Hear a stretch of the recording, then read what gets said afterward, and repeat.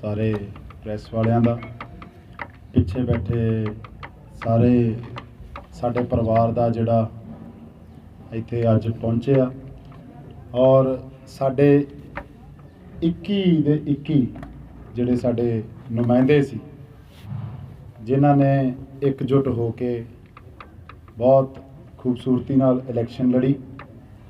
ਉਹਦੇ ਵਿੱਚੋਂ ਵੋਟਾਂ ਦੇ ਵਿੱਚ 17 ਜਿੱਤੇ, लेकिन साडी नज़र दे विच 21 ਦੇ 21 जिते। और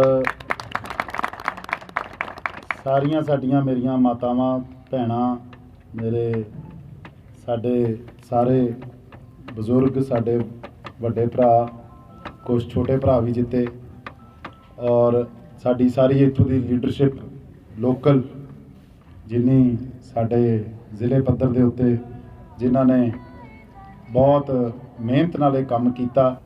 ਵੱਡੀ ਗੱਲ ਇਹ ਸੀ ਵੀ ਇਸ ਸਮੇਂ ਦੇ ਵਿੱਚ ਕਿਸਾਨੀ ਅੰਦੋਲਨ ਬੜੀ ਸਿਖਰਾਂ ਤੇ ਸੀ। ਸਾਰਿਆਂ ਨੂੰ ਭਾਵੇਂ ਸੈਂਟਰ ਦੇ ਵਿੱਚ ਜਿਨ੍ਹਾਂ ਦੀ ਸਰਕਾਰ ਸੀ ਉਹ ਪਾਰਟੀ ਸੀ, 9 ਮਾਸ ਦਾ ਰਿਸ਼ਤਾ ਵੱਖ-ਵੱਖ ਹੋ ਗਿਆ ਸੀ, ਔਰ ਦਿੱਲੀ ਮਾਡਲ ਦੀਆਂ ਬੜੀਆਂ ਗੱਲਾਂ ਹੋ ਰਹੀਆਂ ਸੀ।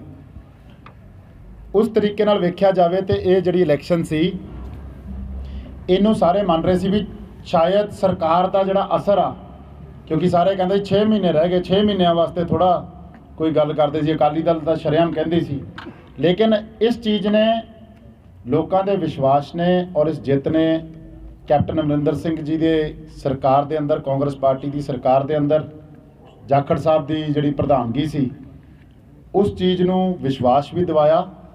ਔਰ ਵੱਡੀ ਇਹ ਗੱਲ ਆ ਵੀ ਜਿਸ ਤਰੀਕੇ ਨਾਲ ਜਿੱਤ ਹੋਈ ਆ ਉਹ ਇੱਕ ਬੜੇ ਅੱਛੇ ਸੰਕੇਤ ਆ ਰੋਪੜ ਸ਼ਹਿਰ ਵਾਸਤੇ। ਅੱਗੇ ਕਮੇਟੀ ਬਣੀ ਸੀ ਪਹਿਲੋਂ, ਮੇਰੇ ਖਿਆਲ ਨਾਲ ਅਕਾਲੀ ਦਲ ਦੇ 11 ਸੀ ਜੀ ਉਦੋਂ, ਤੇ 6 ਆਜ਼ਾਦ, 3 ਇਧਰੋਂ ਉਧਰੋਂ ਕਰਕੇ 4 ਬੀਜੇਪੀ ਐ ਕਰਕੇ ਉਸ ਲੜੋ ਲੜਾਈ ਜੀ ਰਹਿੰਦੀ ਰਹੀ। ਔਰ ਉਸ ਰਾਜਨੀਤੀ ਦੇ ਵਿੱਚ ਇਹਨਾਂ ਨੇ ਬੜਾ ਸ਼ਹਿਰ ਦਾ ਨੁਕਸਾਨ ਕੀਤਾ। मैं अज अखबारां भी पढ़ रहा सी, खबरां भी देख रहा सी, ਉਹਦੇ ਵਿੱਚ ਇਹ ਕਹਿ ਰਹੇ ਸੀ ਵੀ ਕਾਂਗਰਸ ਦਾ ਕਬਜ਼ਾ। ਮੈਂ, ਤੁਸੀਂ ਸਾਰੇ ਸੀਨੀਅਰ ਪੱਤਰਕਾਰ ਹੋ, ਸਾਰੇ ਆਪਣੇ ਆਪ ਦੇ ਵਿੱਚ ਇੱਕ ਐਕਸਪਰਟ ਹੋ, ਮੈਂ ਇਹ ਕਹਿੰਦਾ ਇਹ ਕਾਂਗਰਸ ਦਾ ਕਬਜ਼ਾ ਨਹੀਂ, ਇਹ ਲੋਕਾਂ ਦਾ ਕਬਜ਼ਾ ਹੋਇਆ ਵਾ ਕਮੇਟੀ ਦੇ ਉੱਤੇ। ਲੋਕਾਂ ਦੀ ਜਿਹੜੀ ਵਿਲ ਸੀ ਉਹ ਸਾਹਮਣੇ ਆਈ, ਔਰ ਕਾਂਗਰਸ ਜੋ ਆ ਲੋਕਾਂ ਦੀ ਹੀ ਇੱਕ ਆਵਾਜ਼ ਆ। ਔਰ ਵੱਡੀ ਇਹ ਗੱਲ ਆ ਵੀ ਇੱਕ सोच नाल असी इस कमेटी नूं अगे लैके जिहड़ी ठीक आ, कल बड़ी खुशी भी मनाई गई, बहुत ज़्यादा एक हौसला भी मिलिया, लेकिन अज तो काम शुरू होया। हले तो एक 5 सालां दी जिहड़ी कमेटी आ उहदी मर्याद शुरू हुई आ। और इस कमेटी दे विच असी बड़ियां कोशिशां दे बावजूद, बड़ा कुछ करन दे बावजूद ये कमेटियां दा अधिकार जिहड़ा मिलिया लोकां नूं, इहनूं सही ढंग नाल अगे किवें लैके जाना, ये बड़ा ਵੱਡਾ ਸਾਡੇ ਸਾਰਿਆਂ ਵਾਸਤੇ, ਸਾਡੇ ਸਾਰੇ 21 ਦੇ 21 ਕੌਂਸਲਰਾਂ ਵਾਸਤੇ ਇੱਕ ਵੱਡਾ ਚੈਲੰਜ ਹੋਊਗਾ। ਕਮੇਟੀ ਨੂੰ ਤਕੜਾ ਕਿਵੇਂ ਕਰਨਾ, ਕਮੇਟੀ ਤਕੜੀ ਹੋਊਗੀ ਤਾਂ ਹੀ ਲੋਕਾਂ ਦੇ ਵਾਸਤੇ ਕੁਝ ਅੱਗੇ ਕਰ ਸਕੂਗੀ। ਕਮੇਟੀ ਦਾ ਫਾਈਨੈਂਸ਼ੀਅਲ ਢਾਂਚਾ ਕੀ ਆ, ਕਮੇਟੀ ਦੀ ਇਨਕਮ ਕੀ ਆ, ਕਮੇਟੀ ਤੇ ਲਾਇਬਿਲਟੀਜ਼ ਕੀ ਆ, ਇਹ ਵੱਡੇ ਸਵਾਲ ਆ ਜਿਹੜੇ ਬੜੀ ਘੱਟ ਵਾਰ ਆਪਾਂ ਮੱਦੇ ਨਜ਼ਰ ਆਉਂਦੇ ਆ। ਕਮੇਟੀ ਦੇ ਕੌਂਸਲਰ ਆ, ਇਹਨਾਂ ਸਾਰਿਆਂ ਦੇ ਉੱਤੇ ਇੱਕ ਜ਼ਿੰਮੇਵਾਰੀ ਆ, ਇਸ ਸ਼ਹਿਰ ਦੀ ਜ਼ਿੰਮੇਵਾਰੀ। 21 ਦੇ 21 ਕੌਂਸਲਰਾਂ ਤੇ ਇਸ ਸ਼ਹਿਰ ਨੂੰ ਅੱਗੇ ਲੈ ਕੇ ਜਾਣ ਦੀ ਜ਼ਿੰਮੇਵਾਰੀ ਆ, ਸ਼ਹਿਰ ਦੇ ਤਰੱਕੀ ਦੀ ਜ਼ਿੰਮੇਵਾਰੀ ਆ।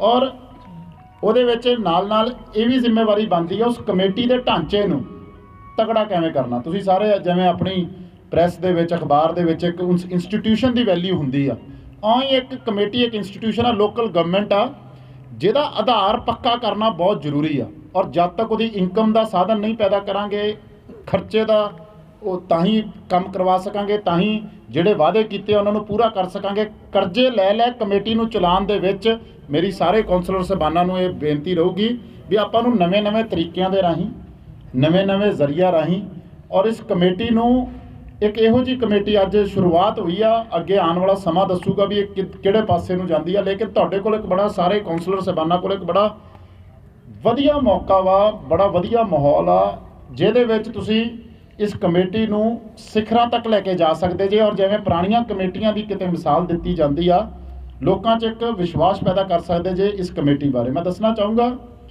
ਬੜੇ एक्सपीरियंस बजुर्ग अपना की कहते साबका MC सारा कुछ होया। लेकिन तुसी वेखो किस तरीके नाल एक नौजवान मुंडे ने एक एक्सपीरियंस नूं हराया नहीं बल्कि जबरदस्त तरीके नाल पछाड़िया और लोगों के विच एक मैसेज दिता। मैं खास तौर पर नौजवानों की गल करूँगा। इत्थे नौजवानों नूं जदों मौका मिलता वा और स्पैशली MC इलैक्शनां विच, चलो एक वड्डे स्तर के उत्ते मंत्री लैवल MLA लैवल ते वो स्टेट का एक वड्डा मसला बनता, लेकिन जिस तरीके नाल नौजवानों नूं एक मौका इस स्टेज के उत्ते जिवें दिता गया वा, ये एक बड़ी जबरदस्त गल आ इस डेमोक्रेसी वास्ते और इस समाज नूं सुधारन वास्ते। इहदे नाल नाल अगर तुसीं गल कहोगे सरबजीत ने जिस तरीके नाल जित प्राप्त की है और ये भी बड़ियां अटकलां सीगियां, मेरे आप दी वोट भी इत्थे सी, सारा कुछ सीगा, लेकिन एड्डी वधिया जित नाल इन्हां सारियां दी जिम्मेवारी भी उन्नी वध जांदी है। इहदे नाल नाल मैं ये करूँगा भी 1 नंबर वार्ड बड़ी चर्चा च रही भी गुंडागर्दी हो गई जी, बदमाशी हो गई, पता नहीं की उत्थे हो गया, लुट के कुट के, मतलब ये गलत बयानबाजी दे नाल उन्होंने माहौल खराब करने की कोशिश की और एक मैसेज गलत देने की कोशिश की भी पता नहीं उत्थे की हो गया। जद कि असलीयत बोलनी जरूरी आ, असी उदों रिएक्ट नहीं किया। उन्होंने वालों जिस तरीके नाल अटैक किया गया, जिस तरीके नाल उन्होंने डराया धमकाया गया, वो गलत सीगा, उहदे बारे उन्होंने वेरवा नहीं पाया। सो मेरा सिर्फ ये कहने का मतलब आ भी पुनीत और विजय उन्होंने जिवें भैन जी नीलम होनी इत्थे बैठे आ, जिन्ना इन्होंने मतलब जबरदस्त जित प्राप्त की और 25 सालों तो उत्थे अकाली दल जितता सी। 25 सालों तो क्यों भाई साहब इन्ना ही होना मेरे हिसाब नाल, पर उत्थे अकाली दल का गढ़ सीगा, लेकिन जिस तरीके नाल हराया वो एक बड़ा वधिया मतलब मैसेज गया उस चीज़ दे विच। सो अखीर दे विच ये तो सारे साडे कोई रह तो नहीं गया जित्तिया, जितना बारे नहीं दस्सिया गया, सारे बारे हो गया। लेकिन इस तो इंपॉर्टेंट भी मैं समझदा, कल भी जदों मैं सारी रिजल्ट आया, मैं सब तो पहलों 4 फोटोआं पाइयां। वो मैं पाई अपना कहते सुखदेव भाजी होना दी, बावे दी, अपना की कहते रविंदर भैन जी दी और अपना की कहते उन्हां दी जगीर जी दी। ये चारों लड़ाइयाँ जिस तरीके नाल इन्होंने लड़ियाँ, इन्हां दा भी कुर्बानी और इन्हां दा जो पार्टी प्रति वो सीगा, पार्टी का फर्ज बनता वा। अक्सर हुंदा की आ, एक तो मेरे वाली कैटेगरी च आ गए, मैं भी हारिया सीगा, सो ये मेरी बरादरी बन गई एक तरह तो। सो इन्हां दा मेरे वास्ते खास इन्हां दा सत्कार आ, खास इन्हां दा मान सन्मान आ और असीं कोशिश करांगे जिहड़े वादे इन्हां वल्लों पूरे कीते गए आ उन्हां नूं सिरे चढ़ाइए और ताकि आने वाले समय च इस कमेटी नूं होर तगड़ा करिए। और यही साडे मेरी नज़र दे विच, ठीक है कमेटी की नज़र दे विच, कानून की नज़र दे विच सारा कुछ है, लेकिन मेरे कौंसलर इहो ही रहणगे और मैं उम्मीद करूँगा भी इन्हां दे राहीं आपां काम कर सकीए। सो ये साडे सारे कैंਡੀਡੇਟ सीगे, क्योंकि साडे कोल सिर्फ 7 तो 9 महीनों का समा वा, किसी भी टाइम कोड लग सकता वा। सरकार उपरों पता नहीं की मनशावां रखती आ, सरकारां भंग करन दियां भी बड़ी बार गल्लां चलदियां, लेकिन सानू इस चैलेंज नूं बेशक 5 सालों की कमेटी की मुआद आ, लेकिन लोगों ने साडे तो साल बाद जवाब जरूर मंगना जदों असीं अगली इलैक्शन में जाना। सो मैं सारी कमेटी नूं तुहाडे राहीं भी और कमेटी नूं भी डायरैक्टली भी अपील करूँगा भी तुहाडे हत्थ जिहड़ी जिम्मेवारी आई आ, तुसीं उम्मीद करते हैं कि एक जुटता जिवें तुसीं इस इलैक्शन च विखाई आ, उवें तुहाडी रैगूलर मीटिंग्स होण, रैगूलर तुहाडा विचार वटांदरा होवे और कोई आपां जंग का मैदान नहीं बनाना। नाल नाल अकाली दल के दोवें उम्मीदवारों नूं और उन्हां दे जिहड़े बाकी उम्मीदवार आ उन्हां नूं भी बहुत बहुत असीं धन्नवाद करते हैं भी एक भाईचारक सांझ अपने शहर की बरकरार रहे। मैं जिवें पहलों कहा सी, जितन तो पहलों तुसीं सारे जदों इलैक्शन लड़ी सी उदों भी चाह पी के आए हो, मैं और फिर तुहानूं दोबारा अपील करदा, हारन तो जिहड़ा कोई हार गया जित गया जिंदगी का हिस्सा वा। मैं फिर तुहानूं कहना एक बार जाके ਜਿਹੜੇ ਜਿੱਤ ਗਿਆ ਉਹਨਾਂ ਨੂੰ ਖੁਰਾਕ ਦੇ ਲਈ ਵਿਖਾਣੀ ਚਾਹੀਦੀ ਆ और अपने कैंਡੀਡੇਟ ਨੂੰ ਘੱਟੋ ਘੱਟ जाके ਚਾਹ ਪੀਣੀ ਚਾਹੀਦੀ ਆ, ਗੱਲ ਕਰਨੀ ਚਾਹੀਦੀ ਆ और ਵਾਰਡ ਦੇ ਵਿਕਾਸ ਵਾਸਤੇ ਜੋ ਕੋਈ ਸਾਂਝੇ ਕੰਮ ਆ ਉਹਨਾਂ ਨੂੰ ਤਵੱਜੂ ਦੇਣੀ ਚਾਹੀਦੀ ਆ, ਕਿਉਂਕਿ ਇਹ ਖਟਾਸ ਆਪਾਂ ਕੋਈ ਸ਼ਹਿਰ ਦੇ ਵਿੱਚ ਹੀ ਰਹਿਣਾ, ਕੋਈ ਉਹ ਮਾਹੌਲ ਨਹੀਂ ਬਣਾਉਣਾ। ਪਿੰਡਾਂ 'ਚ ਜਿਵੇਂ ਕਈ ਵਾਰ ਵੰਡੀਆਂ ਪੈ ਜਾਂਦੀਆਂ ਉਹ ਲੰਮੀਆਂ ਚੱਲਦੀਆਂ, ਲੇਕਿਨ ਸ਼ਹਿਰਦਾਰੀ ਨੂੰ ਔਰ ਭਾਈਚਾਰਕ ਸਾਂਝ ਨੂੰ ਬਰਕਰਾਰ ਕਰਦੇ ਹੋਏ ਤੁਸੀਂ ਸਾਰਿਆਂ ਨੂੰ ਵੱਧ ਤੋਂ ਵੱਧ ਇਨਵੋਲਵ ਕਰੋ।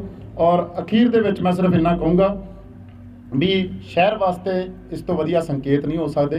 जिस तरीके का साल अखीरला हुंदा सरकार का भी पुश ज़्यादा हुंदा, डेवलपमेंट वाल नूं ज़्यादा हुंदा, जिहड़ा 4 सालों के विच जिवें फाइनैंशियल जो सिचुएशन नूं ठीक कीता वा, उम्मीद करते हैं सरकार तो वधिया तरीके नाल चंगी, भावें बस स्टैंड की गल होवे, भावें पंकैशिया की गल होवे, भावें ਆਪਣਾ ਸ਼ਹਿਰ ਦੀ ਸਾਫ਼ ਸਫਾਈ ਦੀ ਗੱਲ ਹੋਵੇ, ਛੋਟੀਆਂ ਮਸਲੇ ਹੋਣ, ਵੱਡੇ ਮਸਲੇ ਹੋਣ, ਉਹਨਾਂ ਚੀਜ਼ਾਂ ਦਾ ਕੋਈ ਨਾ ਕੋਈ ਆਉਣ ਵਾਲੇ ਸਮੇਂ 'ਚ ਹੱਲ ਕਰਕੇ ਲਿਆਵਾਂਗੇ।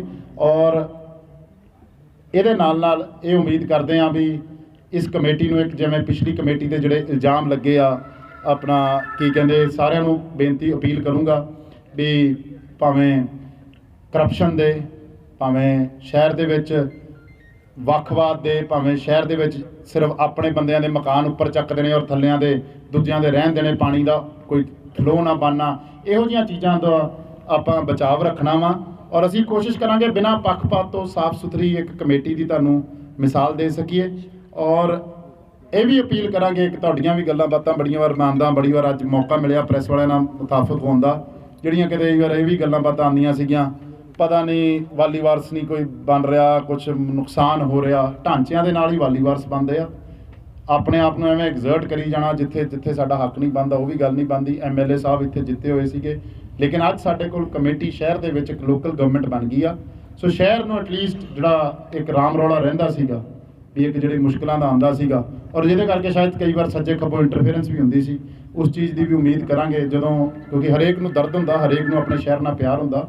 ਹੁਣ ਇਹ ਸ਼ਹਿਰ ਦੇ ਮੈਂ ਕਹੂੰਗਾ 21 ਦੇ 21 ਨੁਮਾਇੰਦੇ ਜਿਹੜੇ ਸ਼ਹਿਰ ਨੂੰ ਪੂਰੀ ਤਰ੍ਹਾਂ ਸਮਝਦੇ ਆ, ਸਭ ਇੱਕ ਤਰੀਕੇ ਨਾਲ ਕਰਦੇ ਆ, ਉਸ ਦੇ ਵਿੱਚ ਇਹ ਸક્ષਮ ਰਹਿਣਗੇ ਔਰ ਇੱਕ ਮਿਹਨਤ ਕਰਕੇ ਇੱਕ ਵਧੀਆ ਤਰੀਕੇ ਨਾਲ ਇਹ ਕਮੇਟੀ ਨੂੰ ਚਲਾਉਣਗੇ। ਕਿਉਂਕਿ ਇਹ ਲੋਕਾਂ ਦੀ ਕਮੇਟੀ ਆ, ਇਹ ਕਾਂਗਰਸ ਦੀ ਕਮੇਟੀ ਆ, ਇਹ ਕੋਈ ਕਿਸੇ ਵਿਅਕਤੀ ਵਿਸ਼ੇਸ਼ ਦੀ ਕਮੇਟੀ ਨਹੀਂ ਆ, ਇਹ ਕਿਸੇ ਇੱਕ ਇੰਡੀਵਿਜੂਅਲ ਲੀਡਰ ਦੀ ਕਮੇਟੀ ਨਹੀਂ ਆ, ਭਾਵੇਂ ਉਹ ਕੋਈ ਵੀ ਹੋਵੇ, ਭਾਵੇਂ ਉਹ ਕੋਈ ਵੀ ਸੰਬੰਧ ਰੱਖਦਾ ਹੋਵੇ, ਕਾਂਗਰਸ ਪਾਰਟੀ ਔਰ ਲੋਕਾਂ ਦੀ ਕਮੇਟੀ ਆ। ਔਰ ਇਹੀ ਮੈਸੇਜ ਅਸੀਂ ਦੇਣਾ ਚਾਹੁੰਦੇ ਹਾਂ ਵੀ ਇਹਨੂੰ ਕਿਸੇ ਇੱਕ ਮੇਰੇ ਨਾਲ ਜਾਂ ਕਿਸੇ ਹੋਰ ਨਾਲ ਜੋੜ ਕੇ ਨਾ ਵੇਖਿਆ ਜਾਵੇ।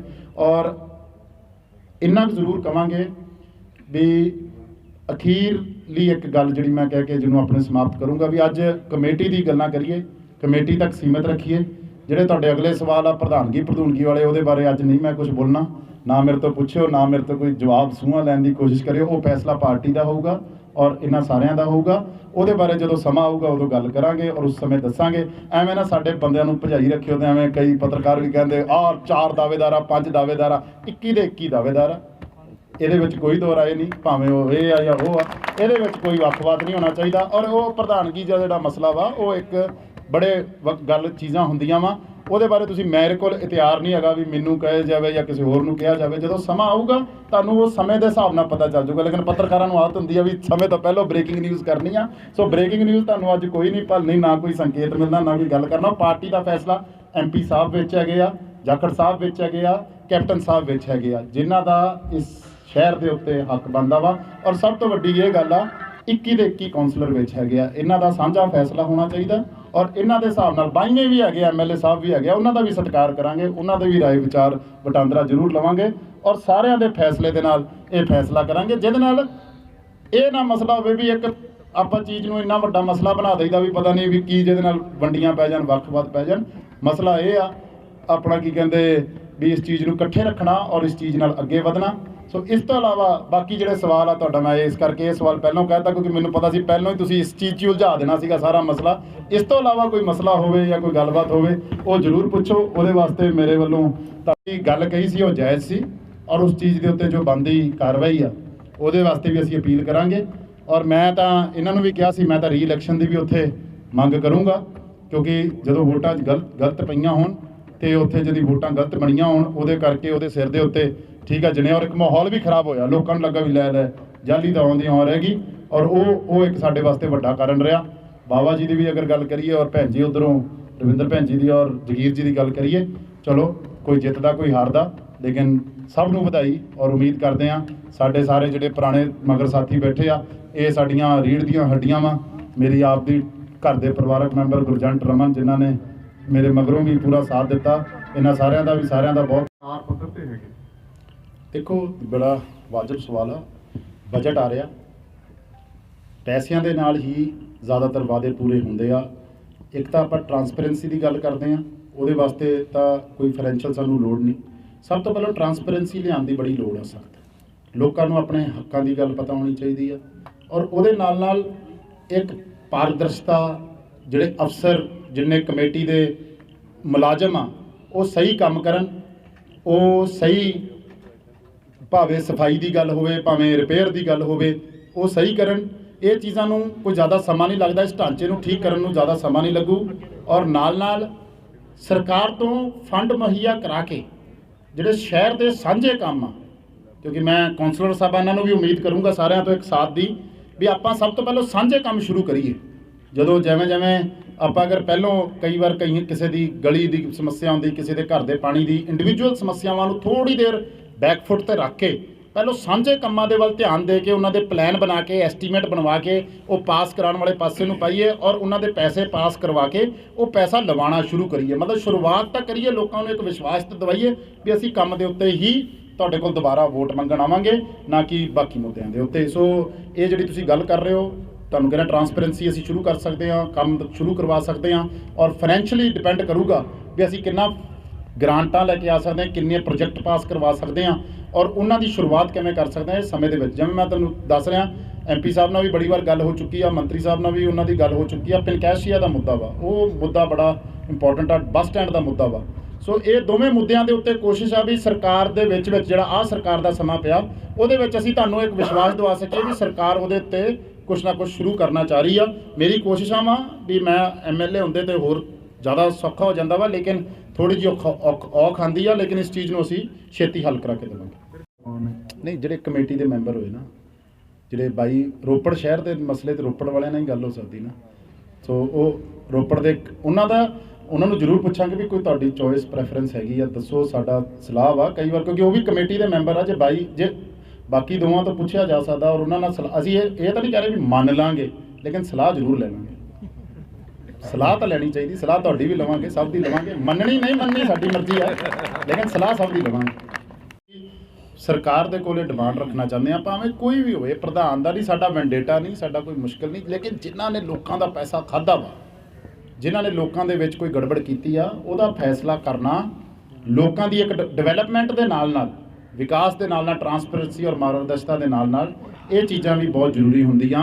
ਔਰ ਅਗਰ ਲੋਕਾਂ ਦੀ ਵਿਲ ਆ ਤੇ ਉਹਦੇ ਵਿੱਚ ਮੈਂ ਫਿਰ ਕਹੂੰਗਾ ਸਾਰੇ ਕੌਂਸਲਰ ਸਾਹਿਬਾਨਾਂ ਦੀ ਜੋ ਰਾਏ ਹੋਊਗੀ ਉਹਦੇ ਨਾਲ ਹੀ ਸਾਰੀਆਂ ਅੱਗੇ ਗੱਲਾਂ ਹੋ ਸਕਦੀਆਂ ਵਾ। ਇੱਕ ਰਾਏ ਬਣਾਉਣ ਦੀ ਗੱਲ ਆ, ਔਰ ਅਗਰ ਰਾਏ ਦੇ ਵਿੱਚ ਇਹ ਗੱਲ ਲੋਕਾਂ ਦੀ ਰਾਏ ਦੇ ਵਿੱਚ ਸਾਡੀ ਨਜ਼ਰ ਦੇ ਵਿੱਚ ਸਭ ਨੇ ਸਾਨੂੰ ਕਿਹਾ, ਇਹਦੇ ਤੇ ਜ਼ਰੂਰ ਕਾਰਵਾਈ ਕਰਾਂਗੇ। ਫਤਵਾ ਜਿਤਾਏ ਆ ਸਾਰੇ ਕੌਂਸਲਰ, ਮਤਲਬ ਕਾਰਵਾਈ ਕਿੱਥੇ ਤੱਕ ਖੜੀ ਹੈ, ਕਿਉਂ ਅੱਗੇ ਨਹੀਂ ਵਧ ਰਹੀ? ਦੇਖੋ, ਜੋ ਤੁਸੀਂ ਕਿਹਾ ਪ੍ਰਧਾਨ ਜੀ ਬਿਲਕੁਲ ਠੀਕ ਆ, ਲੇਕਿਨ ਤੁਸੀਂ ਇਹ ਵੇਖੋ, ਮੈਂ ਫਿਰ ਤੁਹਾਨੂੰ ਕਹਿਣਾ, ਲੋਕਾਂ ਦੇ ਮੈਂਡੇਟ ਦੀ ਰਿਸਪੈਕਟ ਕਰੀਏ। ਉਹਨਾਂ ਨੇ ਵਿਸ਼ਵਾਸ ਅਗਰ ਜਤਾਇਆ ਵਾ ਤੇ ਉਹਨਾਂ ਨੇ ਤੁਸੀਂ ਵੇਖੋ ਅੱਜ ਕਮੇਟੀਆਂ ਕਈ ਹਾਰੀਆਂ ਵੀ ਆ, ਇਹ ਤਾਂ ਨਹੀਂ ਆ ਵੀ ਸਾਰੇ ਪੰਜਾਬ 'ਚ ਕਲੀਨ ਮਤਲਬ 100 ਦੀ 100% ਕਾਂਗਰਸ ਆਈ ਆ, ਲੇਕਿਨ ਉੱਥੇ ਲੋਕਾਂ ਦੀ ਕਿਤੇ ਨਹੀਂ ਉਮੀਦਾਂ ਤੇ ਖਰੇ ਉਤਰ ਸਕਦੇ ਹੋਵਾਂਗੇ। ਕੀ ਪਤਾ ਅਸੀਂ 2017 'ਚ ਨਹੀਂ ਖਰੇ ਉਤਰੇ, ਅੱਜ ਉਹ ਕਿੱਥੇ ਖੜੇ ਆ। ਸੋ ਅਗਰ ਲੋਕਾਂ ਦਾ ਫਤਵਾ ਆਇਆ ਵਾ, ਉਹ ਜਿਹੜੇ ਮੁੱਦਿਆਂ ਦੇ ਉੱਤੇ ਆਇਆ, ਅਸੀਂ ਉਹਨਾਂ ਮੁੱਦਿਆਂ ਦੇ ਉੱਤੇ ਹੀ ਪਹਿਰਾ ਦੇਣਾ ਚਾਹੁੰਦੇ ਹਾਂ ਔਰ ਅਸੀਂ ਉਹ ਮੁੱਦਿਆਂ ਨੂੰ ਹੀ ਪ੍ਰਮੁੱਖ ਰੱਖ ਕੇ ਅਸੀਂ ਕੰਮ ਕਰਾਂਗੇ ਆਉਣ ਵਾਲੇ ਸਮੇਂ 'ਚ। ਉਹ 'ਚ ਭਾਵੇਂ ਕੋਈ ਕਿਸੇ ਦੇ ਖਿਲਾਫ ਕਾਰਵਾਈ ਦੀ ਗੱਲ ਹੋਵੇ ਜਾਂ ਡਿਵੈਲਪਮੈਂਟ ਦੀ ਗੱਲ ਹੋਵੇ ਜਾਂ ਕੋਈ ਵੀ ਗੱਲ ਹੋਵੇ, ਉਹ ਸਮੇਂ ਦੇ ਸਿਰ ਦੇ ਵਿੱਚ ਉਸ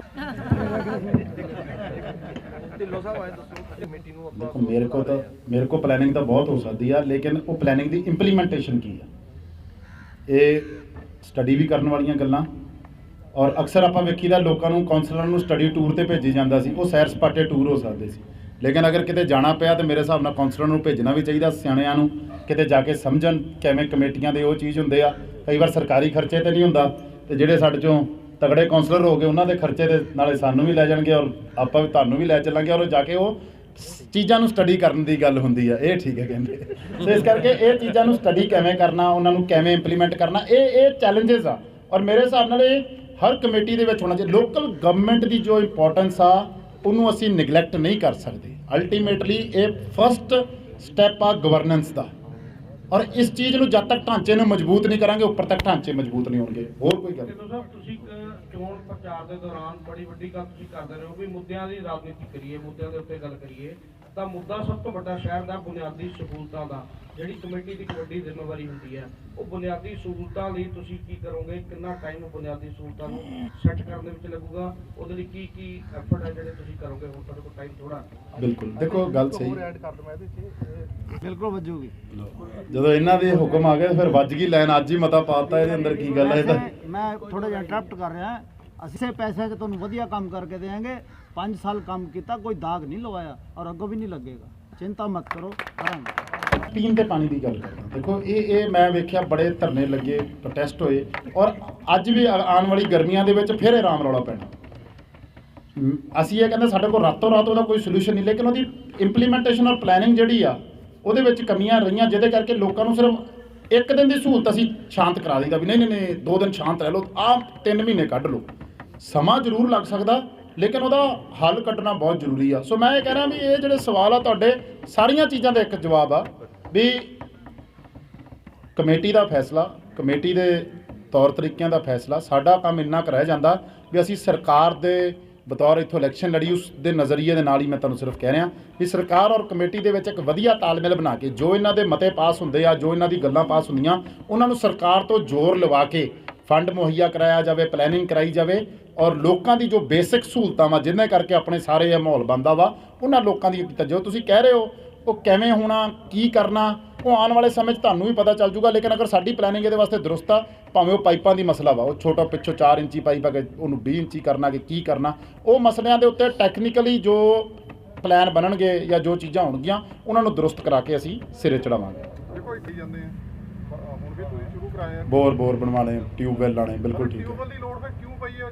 ਜਿਹੜੀ ਐਡੀ ਵੱਡੀ ਟੈਂਕੀ ਬਣੀ ਆ ਤਾਂ ਉਹਦੀ ਸਪਲਾਈ ਦੇਖੋ, ਸਾਰੇ ਸ਼ਹਿਰ 'ਚ ਕਿਉਂ ਨਹੀਂ ਆ ਸਕਦੀ? ਤੁਸੀਂ ਸਾਰੇ ਮੇਰੇ ਤੋਂ ਵੀ, ਮੈਂ ਤਾਂ ਚਲੋ ਜੰਮਿਆ ਜ਼ਰੂਰ ਇੱਥੋਂ ਦਾ ਸੀਗਾ, ਲੇਕਿਨ ਮੈਂ ਪੜ੍ਹਿਆ ਲਿਖਿਆ ਜਾ ਕੇ ਜ਼ਿਆਦਾ ਚੰਡੀਗੜ੍ਹ ਆ, ਔਰ ਉੱਥੋਂ ਦੀ ਅਗਰ ਮੈਂ ਲੋਕਲ ਗਵਰਨਮੈਂਟ ਵੇਖਦਾ ਵਾਂ, ਉਹ ਜਦੋਂ ਸ਼ੁਰੂ ਬੁਨਿਆਦ ਬਣਦੀ ਆ ਨਾ, ਬੁਨਿਆਦ ਬਹੁਤ ਤਕੜੀ ਬਣਾਉਂਦੇ ਆ। ਆਪਾਂ ਕੀ ਕਰਦੇ ਆ, ਆਪਾਂ ਬੁਨਿਆਦ ਦੇ ਉੱਪਰ ਨਵੀਆਂ 4-5 ਚੀਜ਼ਾਂ ਹੋਰ ਐਡ ਕਰਕੇ ਬੁਨਿਆਦ ਨੂੰ ਕਿਤੇ ਨਾ ਕਿਤੇ, ਇਹ ਸ਼ਹਿਰ ਦਾ ਇੱਕ ਵੱਖਰਾ ਕਲਚਰ ਆ, ਇੱਕ ਵੱਖਰੀ ਇਹਦੀ ਵਿਉਂਤਬੰਦੀ ਆ। ਅੰਦਰਲਾ ਸ਼ਹਿਰ, ਬਾਹਰਲਾ ਸ਼ਹਿਰ, ਜਿਹੜੀ ਬਾਹਰਲੀਆਂ ਕਾਲੋਨੀਆਂ ਵਾ ਖੁੱਲੀਆਂ ਬਣ ਗਈਆਂ, ਸ਼ਹਿਰ ਅੰਦਰਲਾ ਇਹ ਆ। ਸੋ ਇਹ ਚੀਜ਼ਾਂ ਆਉਣ ਵਾਲੇ ਸਮੇਂ ਦੇ ਵਿੱਚ, ਔਰ ਜਦੋਂ ਤੁਸੀਂ ਅਗਰ ਰੱਬ ਸੁੱਖ ਰੱਖੇ ਤਾਕਤ ਹੋਰ ਬਖਸ਼ੋਗੇ ਔਰ ਹੋਰ ਤਾਕਤ ਦੇ ਨਾਲ ਹੋਰ ਵਧੀਆ ਤਰੀਕੇ ਨਾਲ ਕੰਮ ਕਰਾ ਸਕਾਂਗੇ। ਅੱਜ ਤੁਸੀਂ ਲੋਕਾਂ ਵੱਲੋਂ ਇੱਕ ਕਮੇਟੀ, ਇੱਕ ਸਕਿੰਟ ਤੋਂ ਪਾਣੀ ਸਾਡੇ ਕੋਲ ਬਹੁਤ ਹੈਗਾ, ਔਰ 56 ਕਰੋੜ ਦੀਆਂ ਪਾਈਪਾਂ ਵੀ ਪਵਾਤੀਆਂ ਉਹਨਾਂ ਨੇ, ਤੇ ਪਾਣੀ ਫਿਰ ਪਹੁੰਚਿਆ ਕਿਉਂ ਨਹੀਂ? ਮੈਂ ਉਹੀ ਕਹਿੰਦਾ ਨਹੀਂ ਉਹਦਾ ਫਿਰ ਮੈਂ ਜੋ ਨਹੀਂ ਹੋਇਆ ਪਹਿਲਾਂ ਨਾ, ਲਿਸਨ ਪਲੀਜ਼, ਆਪਣੇ ਕੋਲ ਕੀ ਹੈ? ਨਹੀਂ ਅਸੀਂ ਆਪਣਾ ਤੁਹਾਨੂੰ ਦੱਸਾਂਗੇ ਨਾ ਬਾਅਦ 'ਚ।